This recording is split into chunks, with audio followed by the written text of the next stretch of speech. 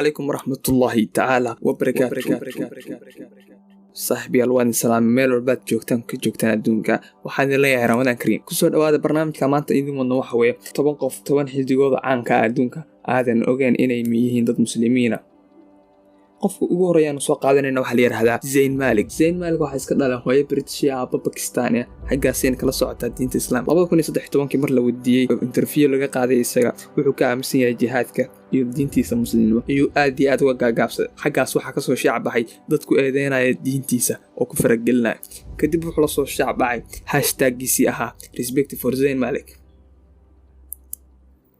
qofka labaad ama xidiga labaad maanta ku soo qaadanayna maanta barnaamijkan waxa la Akon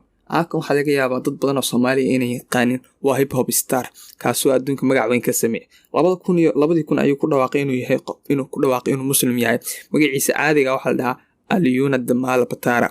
ninkan ayaa wuxuu yahay dhinaca muslimnimada ka soo raaca waxa kamid ah inuu leeyahay saddexaas oo xagga diinta Islaamka u banaysay dad nimanka afarxaas qofka kale taan maanta ka soo qaadanayna waxa la weeyay qofka saddexaad ama xidiga saddexaad oo muslimka aan ka soo qaadanayna waxa la dhahaa Marshall Ali ninkan Soomaali badan si fiican uma taqaano waa nin sameeyay filmaanta Hollywoodka kaasoo sameeyay filimkii 2018 adduunka magac weyn ka sameeyay ee Green Book filimkaas ayuu wuxuu ku qaatay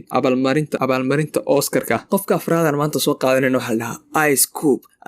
ayaa dadka aad wuxuu ku dhalaylaan inuuna diintiisa una kala jeclaan lana dhihi karo inuusan diin aaminsaneyn laakiinse wuxuu isku sheegaa inuu yahay qof tabiici muslim wuxuu ka wadaa waxna ma practice gareeyo waxba ma sameeyo camal waajibaadka diinta ma sameeyo masaajid ma aadayo Ramadan ma soomayo waxyaalahaas dhan ma qabanayo kaas isagana wuxuu isku magacaabaa inuu yahay muslim dabiici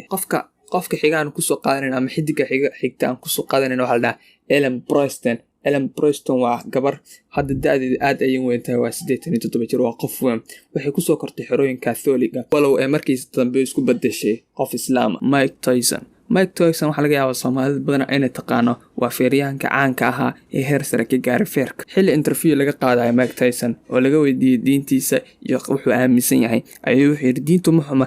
dadka waxay ka dhigayaan wax xun oo dadka kala nacsiinaya qofka kale ama xidig kale aan ku soo qaadanayna maanta barnaamijkan waxa la Shaquille O'Neal waxa weeye laacib dheela ciyaaraha basketballka dalka Mareykanka xilli interview laga qaaday ayaa waxa la weydiiyay qofka ugu wanaagsan uu yaqaan wuxuuna yiri waxa weeye Hakeem Olajuwon waxa weeye laacib isaguna basketballka dheela oo ah Nigerian American kaasoo basketballka dheela asalkiisuna ka soo jeeda Nigeria haystana diinta Islaamka intaas ayaa noogu egtahay barnaamijkeena haddaad ka hesheen fadlan subscribe saar channelka like na saar comment ka soo bax sidii ay kula yihiin barnaamijyadan aad ayay noogu muhiimta